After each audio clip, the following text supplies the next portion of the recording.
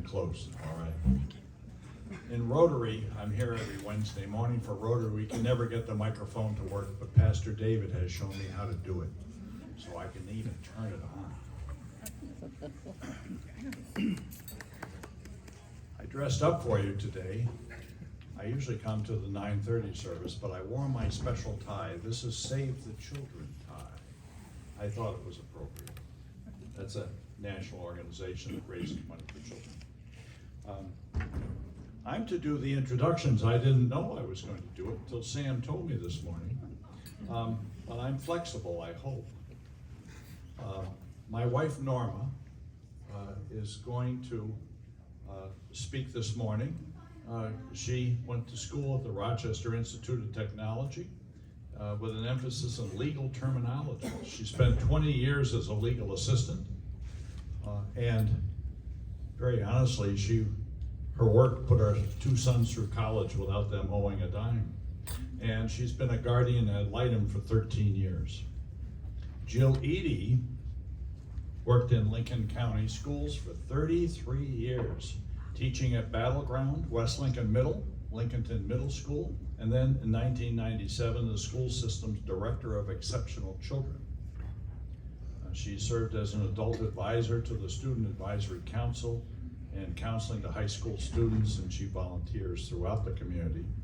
She served at the Lincolnton Planning Board. She was the first woman elected to the Lincolnton City Council. She also serves as the scholarship chair for two local service organizations. In 2015, she was selected as Lincoln County Woman of the Year. Wow. Wow, impressive. Okay. Well, they're impressive. You won't be as impressed with me. I'm a graduate of state universities in New York. I spent 35 years in education in New York. I've been an elementary teacher, a reading teacher, elementary principal, and superintendent of schools for 21 years. When we moved down following our children, really our grandchildren, I worked 6 years at CMS in a high poverty, mostly African-American school, and Sam was my mentor. How's that for a connection? And then I worked as a substitute assistant principal in Lincoln County at Pumpkin Center Elementary School. I've been a guardian ad litem also for 13 years. When I retired, Norma said, "You're not going to sit around the house, you're going to do something with me." And it's been that way ever since.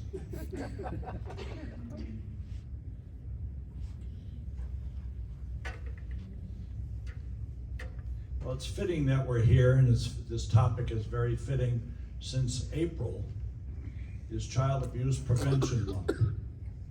Who knew? Every month there's another surprise.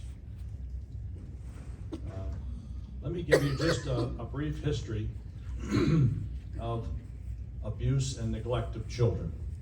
I'm going to go back a ways, but I think you'll be startled at these examples and dates. In 1874, one of the first documented cases of child abuse in the United States was the case of Mary Ellen.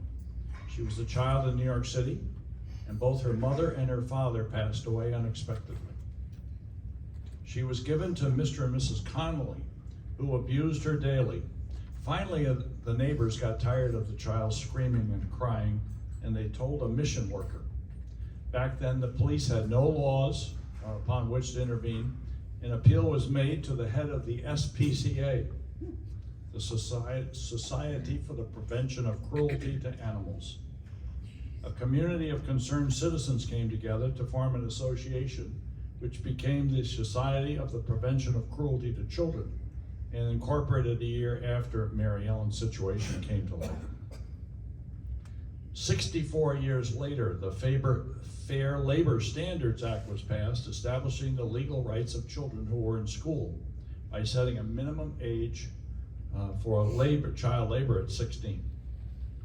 In 1910, our doctor knows, the x-rays were developed. In 1946, the year I was born, Dr. John Caffey reported cases of subdural injuries and untreated fractures. In 1962, Dr. C. Henry Kemp created the term battered child syndrome.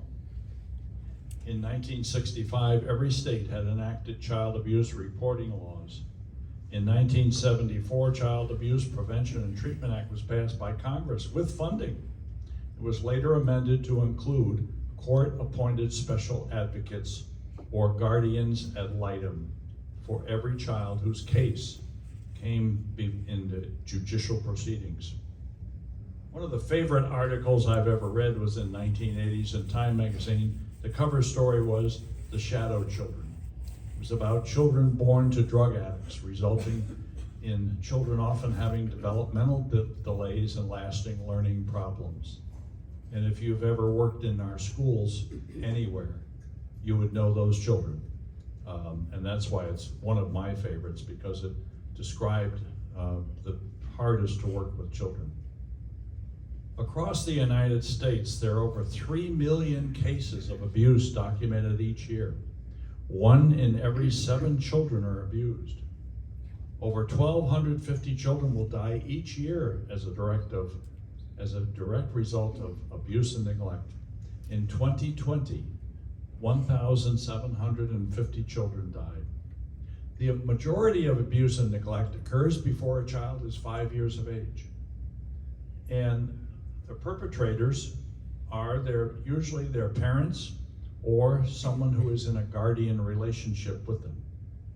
9 out of 10 abusers are in those situations. 1 out of 4 girls, 1 out of 5 to 7 boys will be sexually assaulted by the age of 18. And when they interview inmates in prison, 80 to 90% report that they are victims of abuse. Startling, I think, just startling. In 1977, the North Carolina General Assembly voted to allow the appointment of attorney guardians ad litem to represent abused and neglected children. In 81, the General Assembly here approved the use of volunteers or attorneys. In 1983, the statewide guardian ad litem program was endorsed using volunteers. And they are to make recommendations in the best interests of the child and to monitor the case. An attorney is always part of the process. The attorney works for the GAL program and protects the rights of the child, but also protects the guardian ad litem, the volunteer. So a volunteer is always protected by the attorney that is hired by the court system to work with us. In other states, I mentioned, it's CASA, and we have a CASA volunteer right here. In Georgia, and others of you have told me that you knew of CASA programs as well. What are GALs? GALs are caring, mature adults who come from all walks of life. You don't have to be in the legal system, have experience, or be in education. All walks of life and experience. You don't have to have fantastic skills. You need good verbal and written skills and the ability to interact respectfully with people from diverse economic, educational, and ethnic backgrounds, because you'll encounter that in the volunteer work. Currently in Lincoln County, there are 41 GALs, and they're made up of 6 men and 35 women. So Don, we need some help here. The men are underrepresented. We need you to come forward. And their ages are 23 to 80. Some of you have thought right along that I was 80, but I'm not the oldest. I'm getting there.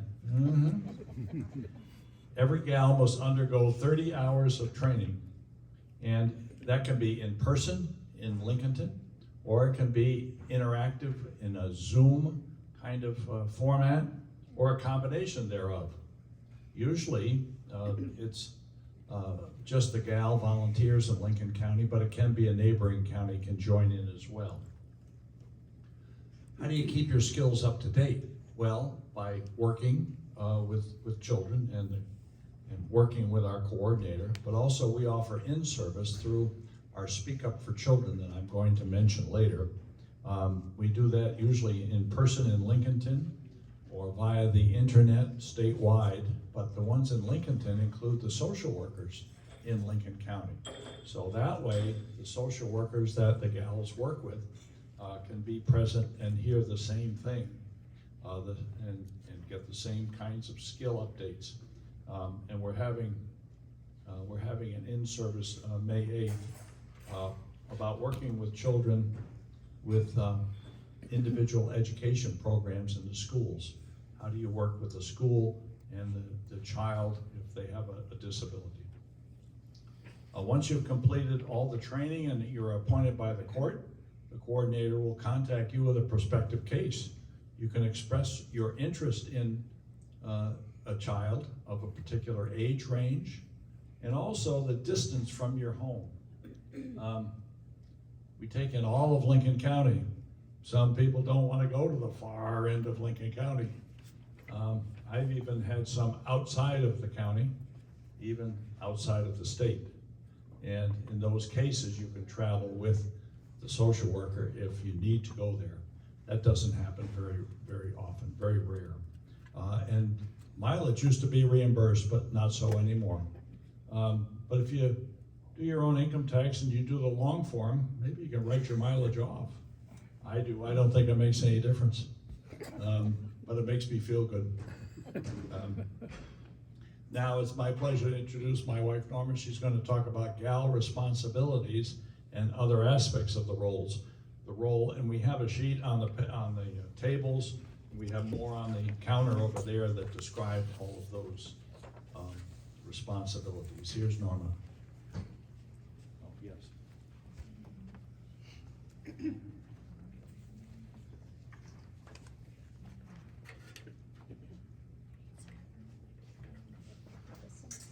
I thought this one was short. All right, I'm not used to a microphone, so I'm on. Can you hear me okay? Yes, ma'am. Okay, great. Good day. And it is a good day indeed to see you here eager to learn more about advocating for abused and neglected children in Lincoln County. Thank you for being here. Hold it closer to your chin. In North Carolina in a year, and Charlie's touched on some of this, approximately 17,000 will find themselves in North Carolina foster care and the family court system. Currently, there are 103 children in case management in Lincoln County, and about 85 of those children are in foster home care. Those numbers can fluctuate from day to day, actually. Case management means the child is under the supervision of the Department of Social Services, but not necessarily in foster care, in a foster home. If you consider 17,000 plus or minus in each state, that is a staggering statistic. What is the definition of a guardian ad litem? We are persons appointed by the court to manage the affairs of a ward as the affairs relate to a proceeding or a particular aspect of litigation, as opposed to a guardian who would have all legal responsibilities. We are often referred to as a GAL or GALS. We are trained volunteers appointed by the court to provide a voice for a child in court proceedings. We operate independently under the direction of the state agency with a local employee who trains us and coordinates our cases. We are not part of the Department of Social Services, although we often confer with the social worker involved in our case. The court relies on our reports as an independent voice for the child. So why did we choose this path of volunteerism? As you know, volunteer opportunities exist across many interests. Charlie and I got involved because we have a sincere concern for children and families. If there was something we could do to make a child's life less stressful and a family stronger, we wanted to try. If you make that decision, you contact the local state employee, who is Ann Killian. You submit an application, you wait for a criminal background check to be done, and you embark on the training class. So why are we needed to fulfill the role of a voice for the child in court?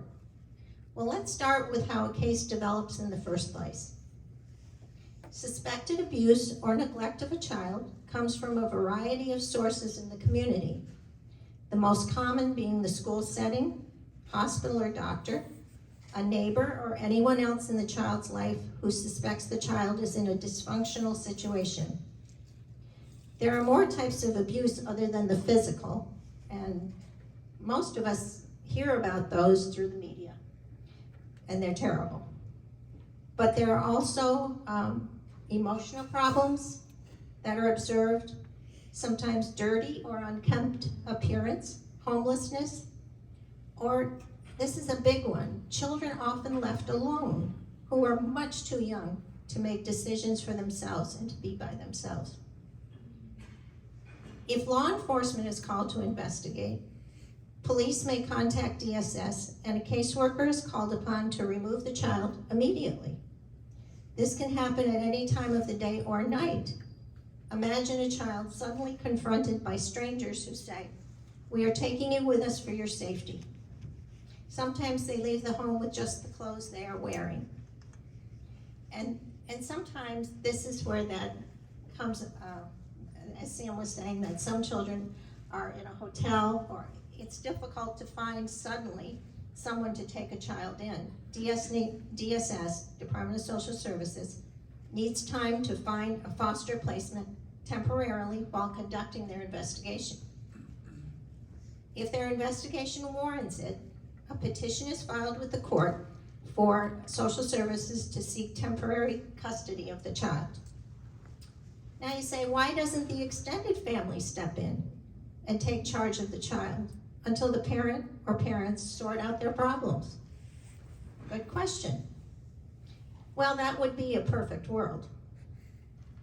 I have seen situations where no extended family or safe extended family placement exists. Even here in Lincoln County, we have parents who have no one to turn to, no one to mentor them through a crisis, or no kinship who are qualified to shelter a child in a safe, drug-free, or better situation than the one the child is coming from. Sad indeed. DSS tries to find that kinship connection, but if there is some relation that is willing to take the child, that's the other, they may live in another area of our state or in another state. That presents further difficulties in placing a child, as the DSS component elsewhere has to have time to run the background checks and determine if a safe environment exists. Often the best solution is foster placement in our community, and Jill will expand on that option later. So the petition gets filed. The GAL office is notified, and our administrator calls a trained volunteer with the case details and asks if this is a case the volunteer is willing to take on. And remember, children can come into DSS custody at any age from birth to 18. Every case is different. At this point, you can say, "No, I don't think I can handle that," or you can agree to go to work. Now, if you agree, the most intensive and time-consuming part of the case for the volunteer begins. The court issues a court order naming you as a legitimate authority to immerse yourself in the life of the child. Confidentiality is very important. Note that the child does not live with you, does not visit at your home, does not ride in your vehicle. We do not have liability insurance to allow that. As a court-ordered volunteer, you can make appointments to speak with anyone who can shed light on the situation the child is facing, including parents, grandparents, family members, doctors, school personnel, and so on. Your court order gives you entree into the world this child experiences. Also, any reports received by social services involving the child or the parents are available to you.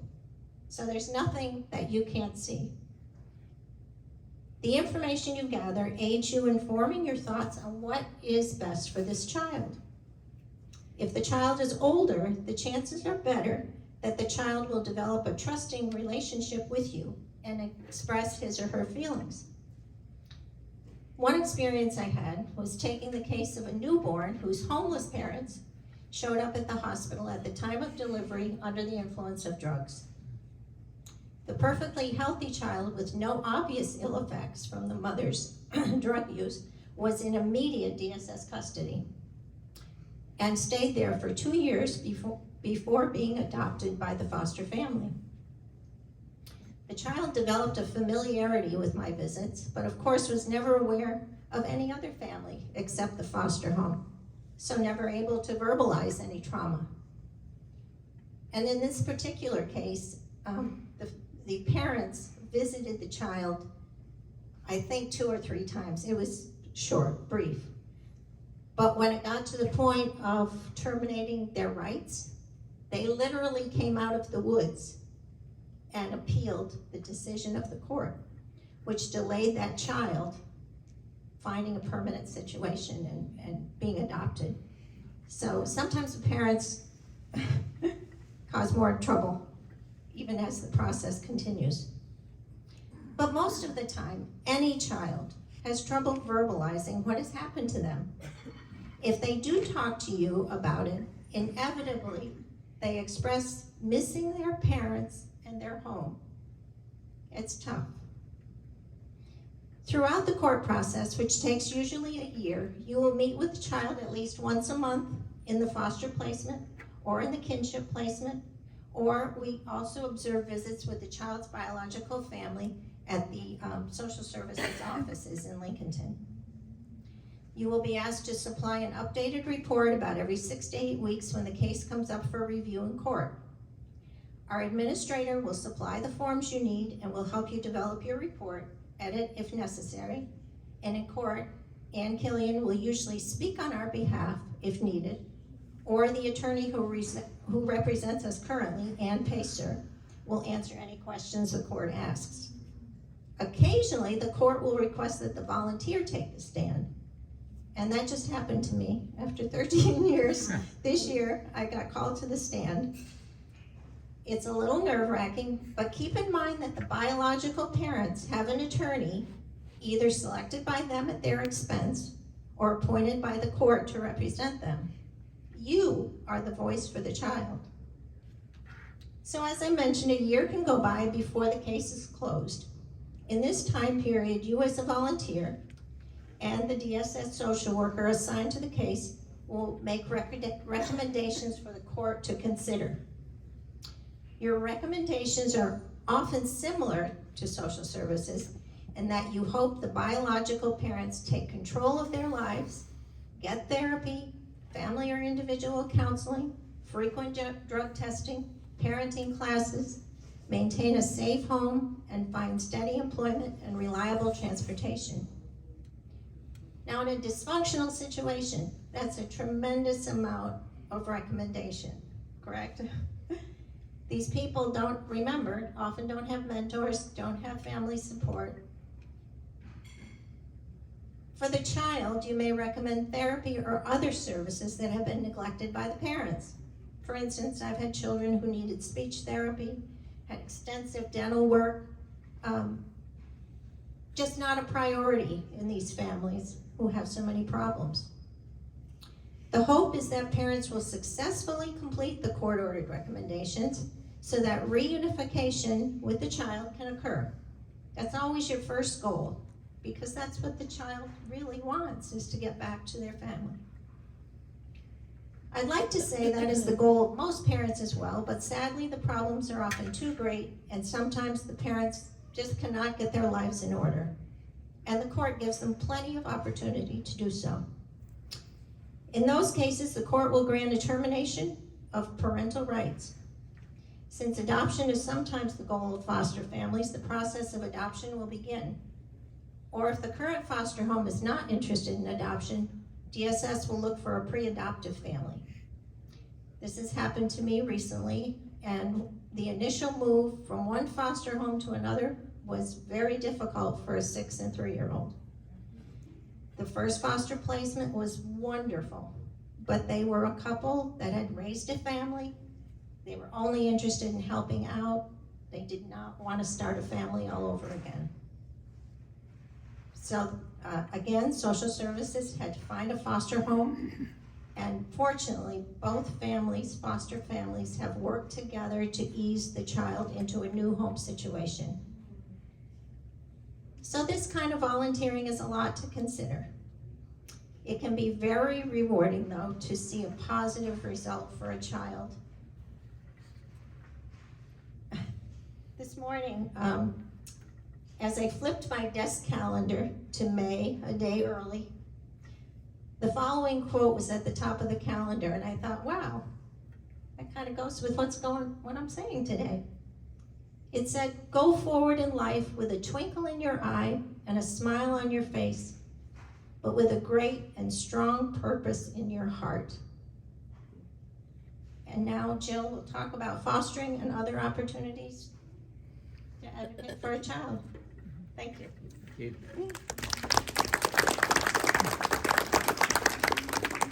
You're on. Good. I think they're the same thing. I want to thank you for having us here today. Where'd that come from? I know. You're on, you just have I wanted to thank you again for having us here today. This is very important for us. I also wanted to thank Charlie for that wonderful introduction. I thought it sounded a lot like an obituary. Whatever. When I was a young child, which was obviously a very long time ago, I remember looking out of the kitchen window one very cold day and seeing a young girl and boy walking down the street, presumably to school, and they were barefooted. And I remember my mother saying, "Somebody ought to do something." And after a few minutes, she sent my older brother out, and she brought the kids to the porch, and she put our used shoes on them and sent them on their way. Of course, she'd probably be arrested for that today, but it was her intent to do a good thing. And so that stuck with me. That act stuck with me, and her words stuck with me. And I find myself often saying, somebody ought to do something. So truthfully, there are times I can't figure out what to do, and I can't manage all that needs to be done. But the point is, there are always things that we can do to make people's lives better. I want to share with you some ways that you can do something to make foster children's lives better. Consider being a foster parent.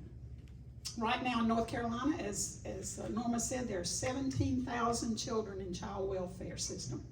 They're kids who desperately need someone to take them in, give them a bed to sleep in, give them a meal to eat, someone to give them stability and a chance at some normalcy. The horrible truth is that there's such a shortage of foster parents, and that is not, that's something that really has just come about since 2020 in the pandemic. It's not that the need has risen so much, it's that people have stopped wanting to be foster parents because this pandemic did crazy things to us. I don't know exactly what that was. One of the biggest hurdles facing potential foster parenthood, and Pam may be able to speak to this, but it's the fear of attachment. A lot of people think that if they foster a child, they'll fall in love with the child, and the child will just get ripped away from them and their hearts will be broken. But if you think about it, can you imagine what the child is going through without someone like you with your kind of heart? It's someone with your kind of heart that the child needs. The children in foster care are from all walks of life and range from infants to young adults. Of the children in foster care, approximately half of them are placed in foster homes, and the rest of the children live with relatives or are placed in group homes. Most will return with their birth families, but about 1/3 of them will not go back to their parents. And the parents' rights will be terminated, and then they will need adoptive families. The majority of children who already need adoptive families are usually school-age children or sibling groups, and people are hesitant to adopt larger groups of children. In Lincoln County, in February, which is the latest numbers I have, there were around 100 children in care in Lincoln County. Now, 100, that doesn't seem like very much until you put them all in this room. And then that's a lot of children. And currently, there are only 28 licensed foster homes in Lincoln County. There are some sibling groups, so more than one child in a foster home, but there are only 22 sibling groups, and only 13 of those are placed together. So those other groups have had to be split to have a place to be. There are 23 children placed outside of Lincoln County due to no available foster homes here. And Norma kind of alluded to this. When you take a child away from their community, their friends, their school, their extended family, it's quite traumatic. Who can be a foster parent? And how does it happen?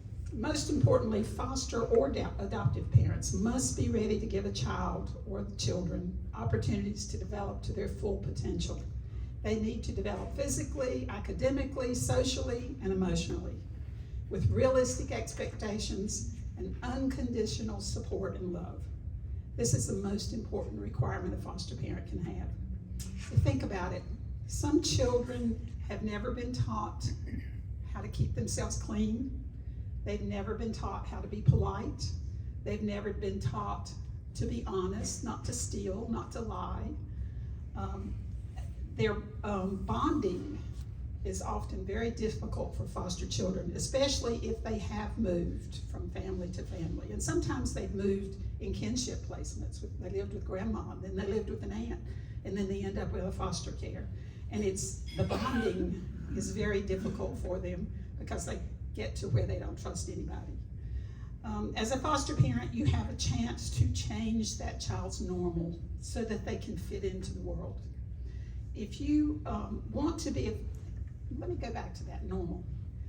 What I find, and y'all may speak to this, when you deal with a foster child, often their normal is neglect. Their normal is abuse. Their normal is fighting, screaming parents, staying by themselves, just all the things that we would never do with our own children. And what kids tend to do is try to go back to their normal. They always want to go home, even though that's the way it is. And even if they're in a situation where they're not going back home, they go through a time that they try to go back to their normal. So there might be some, acting out or whatever, but it's their normal is trauma, a drama. That's what it is. Their normal is drama a lot of times. So you find that, but it goes away fairly soon when they find the support that they need. If you want to be a foster parent, you've got to be 21 years old. We all make that grade. You can be single, married, divorced, or widowed. You don't have to have children of your own to be a foster parent. You must have a high school diploma or a GED, or else you have to prove that you can read and write. You have to have a stable home and a stable income.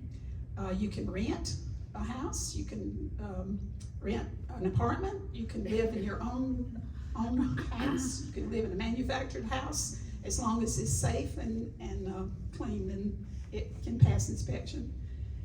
You must maintain a drug-free environment, obviously. Be willing to get fingerprinted at a criminal background check and complete all required training, and then you become licensed as a foster parent. And that takes usually about 4 to 6 months to happen.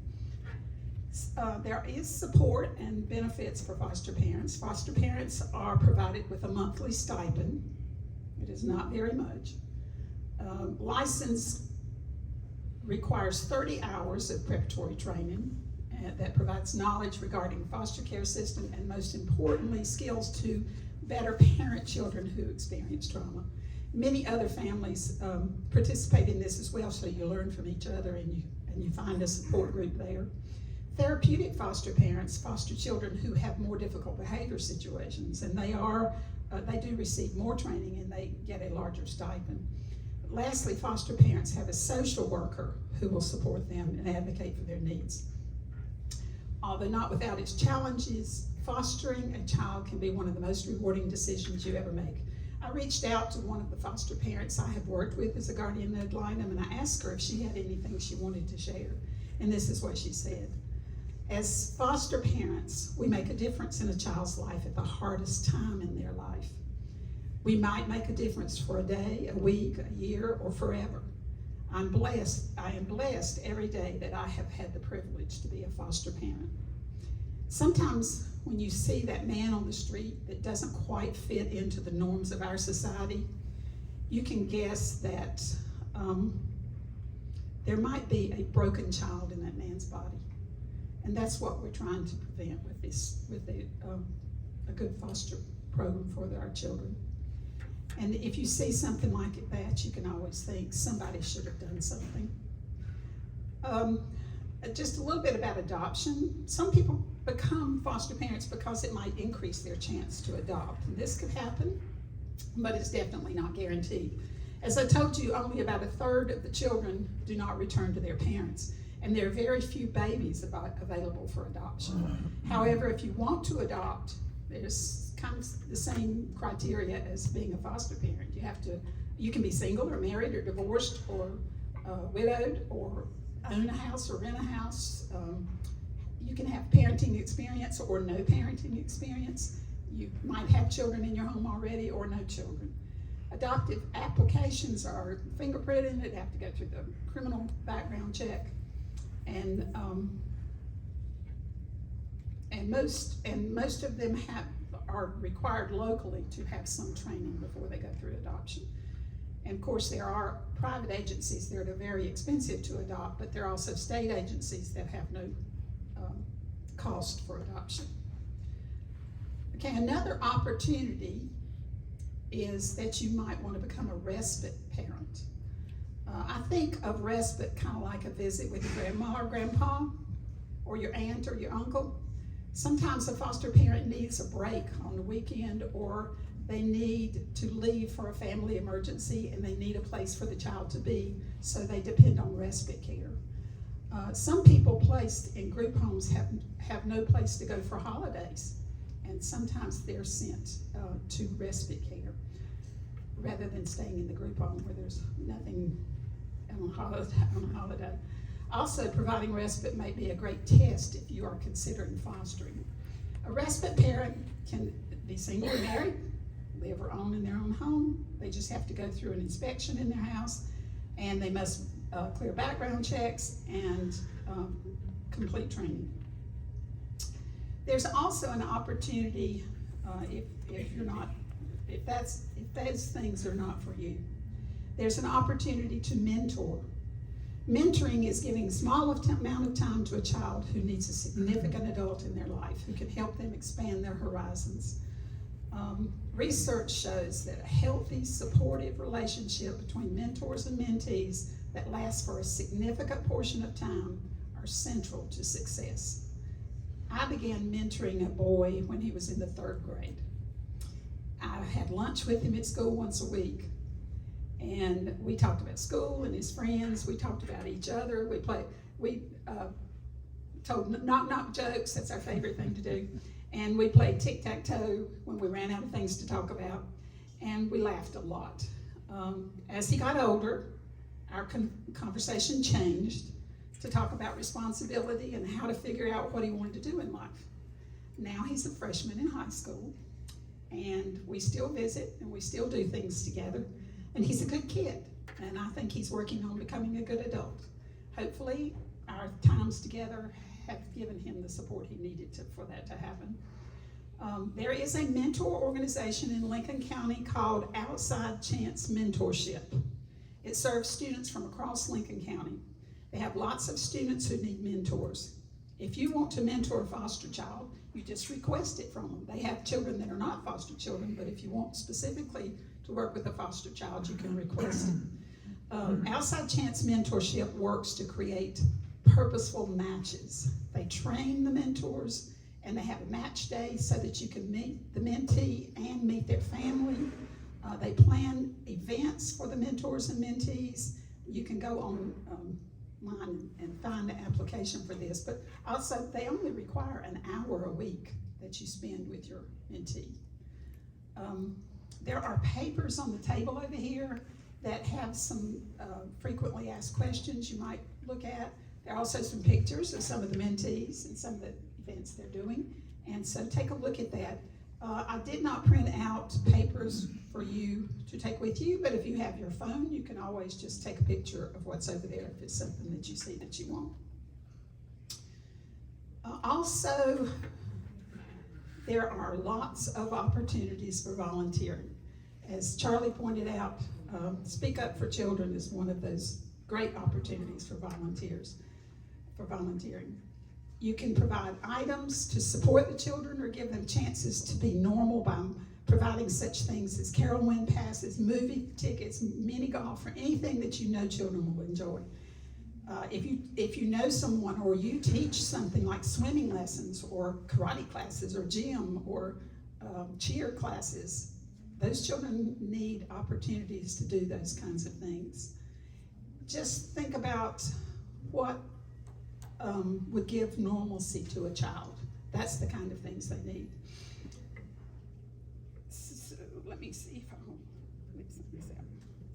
Okay, with all of this, I hope with these things I've shared, you can find the right opportunity to impact the lives of some of our foster children.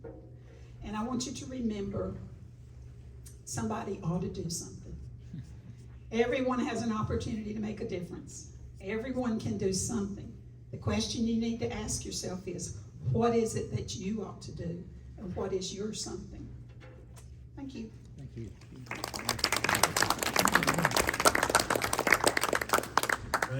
Thank you, Jill.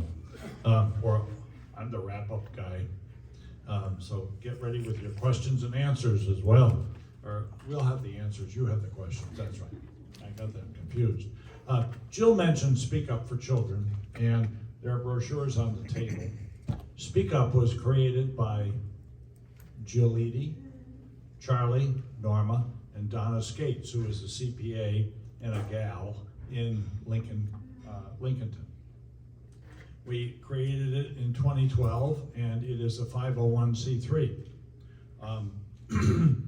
What we do is give what we call scholarships and grants to children in foster care who are represented by a gal.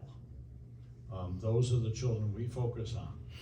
And we do all kinds of things. As Jill mentioned, we also have sent the children to summer camp. We provided clothes for a new school because foster parents get some money from the county, but not enough, not for all the extras. And that's why she mentioned the Carowinds tickets.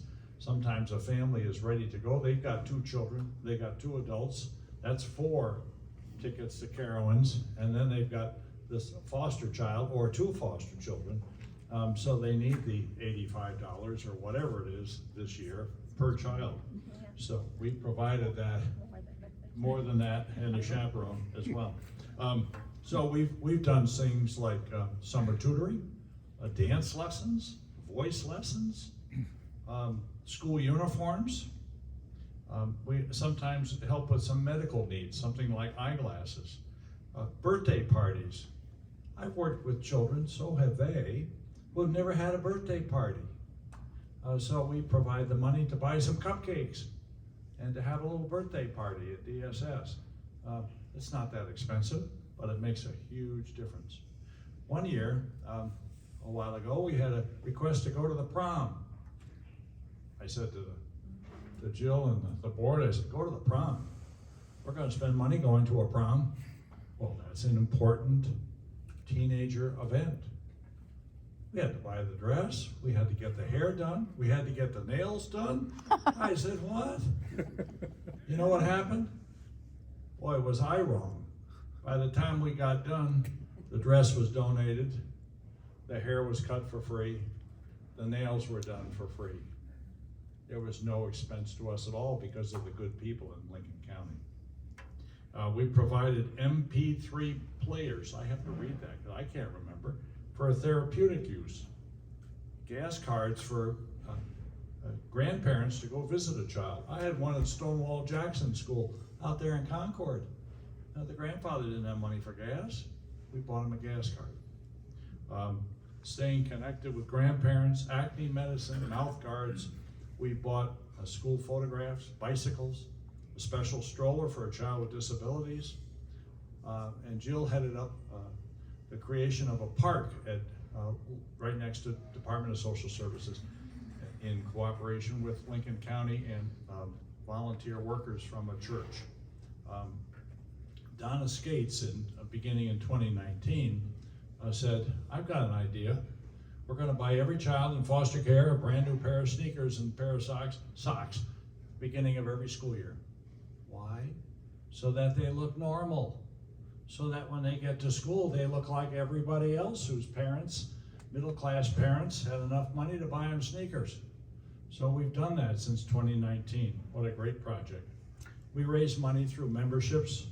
We have businesses in the community that continue to donate to us. You can donate. Unity Church has donated on special occasions through our mission team. So take a look at that. We also have sororities. I write a community foundation grant. We get a grant every year from them for $1,000 or $2,000. And Jill runs the holiday tour of historic homes in Lincolnton every year. That's a fundraiser. And we've had a couple of families that when they get together at the holidays, instead of exchanging gifts and the kind of stuff that most of us do, you know, we spend money on our kids who don't need anything more. They've got everything. They said, let's collect some money and we're gonna give it to a charity. One family collected $4,000 and gave it to Speak Up. Wonderful. So take a look at that, and if you're interested in joining us, the brochures are on the table. I'll just close my section before the questions and answers, because I know some of you probably have to get on your way. A couple of weeks ago, we heard from the Compassion, Peace, and Justice Earth Care Committee of the church. And they did an excellent job, and Bea Manship was heading it up. She eloquently urged a call of action for each of us to do our part in conserving God's beautiful world. Well, Norm and I were impressed with that. And I ask you today to consider what kind of earthly environment we want for ourselves and our future generations. But also, what kind of human action can we improve upon to make a difference in the lives of the very vulnerable and an integral part of God's creation, our children. Our children. All right, let's have your questions and answers, and I'll call on my other gals to come up here and answer them as well. Yes, sir. Really, kind of two questions. First, as far as guardian ad litems, how has your life changed when you became one? And I don't mean like, you know, I mean how you feel about that, but how did it change your normal life, if at all?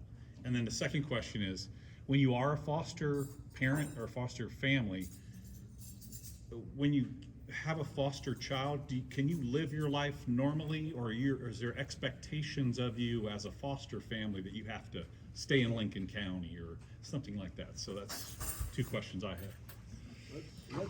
Let's answer the second one first. Okay. From a member of our church who has been a foster parent of babies, 18 babies. Why don't you just tell us a little bit about how it changed your life? Well, it enhanced our lives. Our kids were 10, 13, and 17 at the time, so they were all an age to help, which was a good thing, because I was working part-time. Of course, Greg was working full-time, but yeah, we fell in love with every one of them. Situations were all different, but we were able to go about our daily lives the way we normally would, shopping and traveling, and there weren't restrictions really. Anything more specific than that? No? That's good. Okay. I would just add that, that if you do want to take a trip out of the state, I believe this is true, you have to have permission from the social worker, from Department of Social Services, because they have the legal custody of the child. You are just providing the home and the environment for this child to grow and prosper in, but they make all the legal decisions for the child. So you need that factor, but from what you said, that didn't present any problems as long as you get permission ahead of time. And as far as how it's changed my life, I just think, I feel like I'm doing something, as Jill said. You see problems, we hear of all the problems, and there are many places you can share your volunteerism, but what's more important than trying to build strong families and children? I mean, they're so innocent, and you talk to these children and their eyes are just so wide, and they're just so, their lives are upside down. I mean, they don't understand. Try to explain, you know, why parents aren't getting along. That doesn't mean anything to a child. They, as you said, they're used to that. That's what their normal is. So you take them out of that situation and put them in a situation where they travel a little bit, they have more friends, they have more interaction in a community, and they really, it's just a beautiful thing to see that there's a chance that they're going to have a normal life. Norma, how much time did guardian ad litem? Initially, as I said, that's the biggest part of your job is gathering all the interviews, and then it's just keeping up to date. So every 4 to 6 weeks, well, once a month you visit the child. You have updates periodically, so you work on your, you know, what your next report will say. A week, I don't know, I don't think I work more than a couple hours a week. Yeah. And I've had a kinship placement with a 1-year-old. You know, I've had teenagers too, because usually the men get the teenage boys. But the kinship placement, I spent probably an hour a week. And what the paperwork says is 6 to 8 hours a month is average.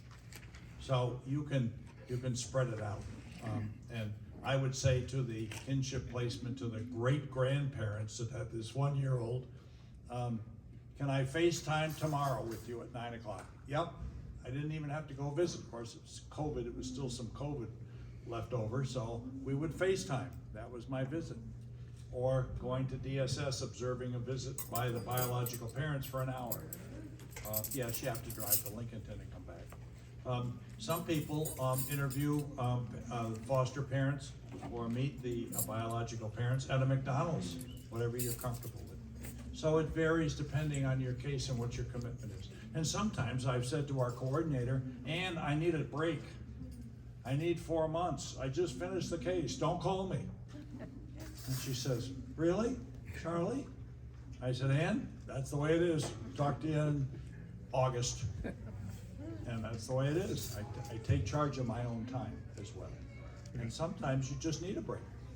Other questions? Yes. Refresh my memory, what is a kinship placement again? A kinship placement, a kinship placement is with a relative. So we've had grandparents, uncles, aunts. I've got great grandparents. Now they're 73 and 74, and they've had 2 babies because the mother's had a baby and so did her sister, and they couldn't take care of the babies.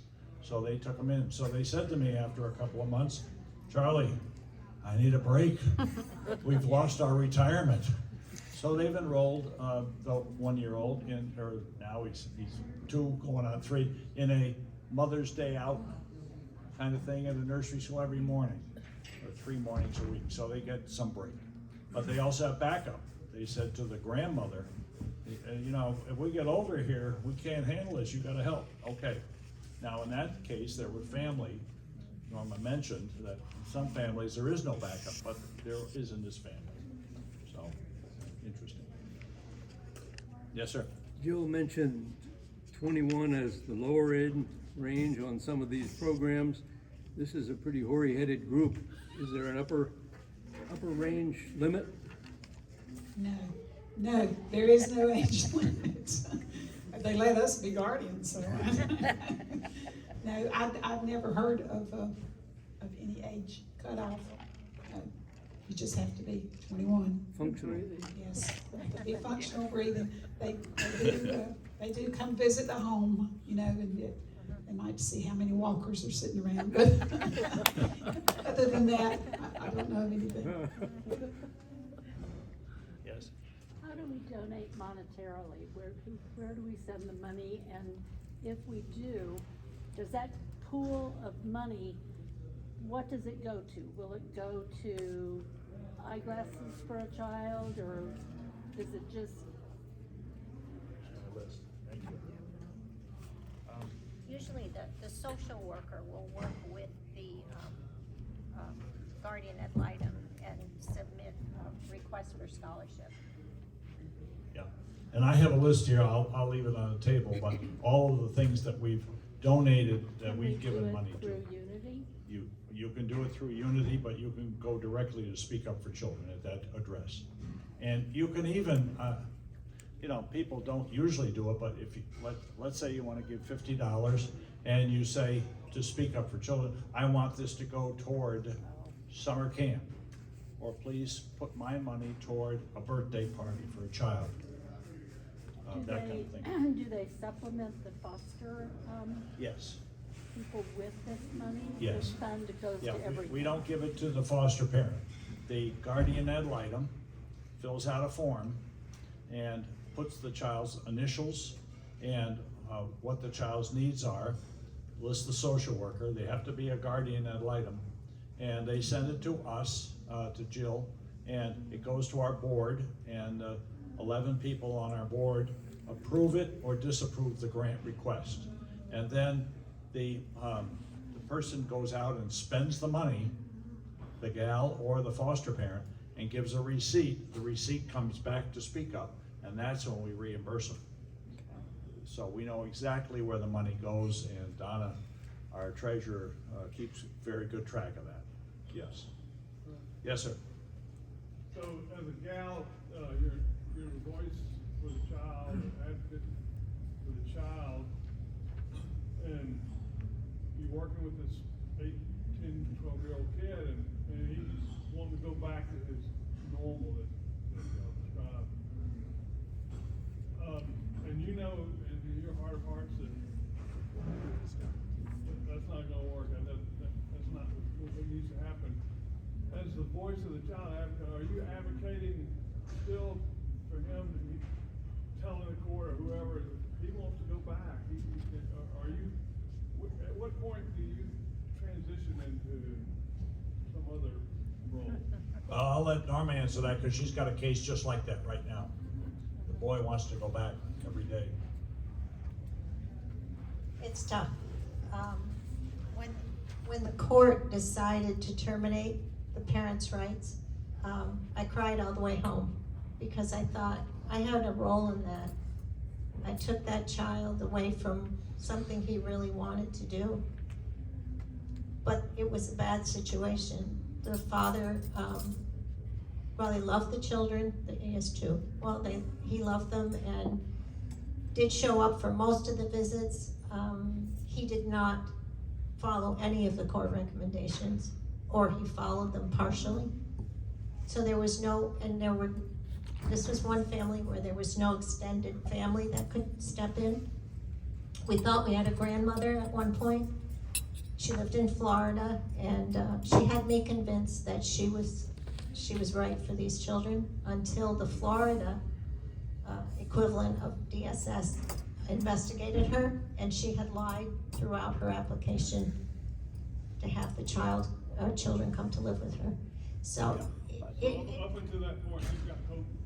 You've got hope. With the child, you say, well, maybe this is gonna work out. Exactly. And you just keep until the court finally. Until it comes to, and there are statutes we have to follow. I mean, when the termination is granted, once it's signed by the judge and filed in the court, the family has 30 days to appeal.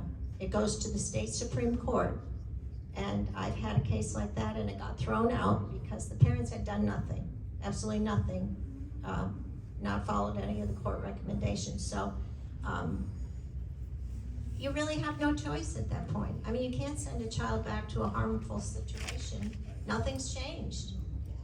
So, yes. But in our reports, we can agree with the social worker and say, yes, the child should go to custody, or it can go back to the parents, or we can disagree. Yeah. And I disagree with my social worker. Sometimes she knows something that I don't know, but usually I ask her, you know, before, what do you think you're gonna recommend based on what? So we have latitude to say exactly what we think, based on what we know about the child in the situation. Based on your gut, based on your own research, Right. based on Exactly. clean numbers. Right. Other questions? All right, come and get some brochures, and thank you for coming. Thank you.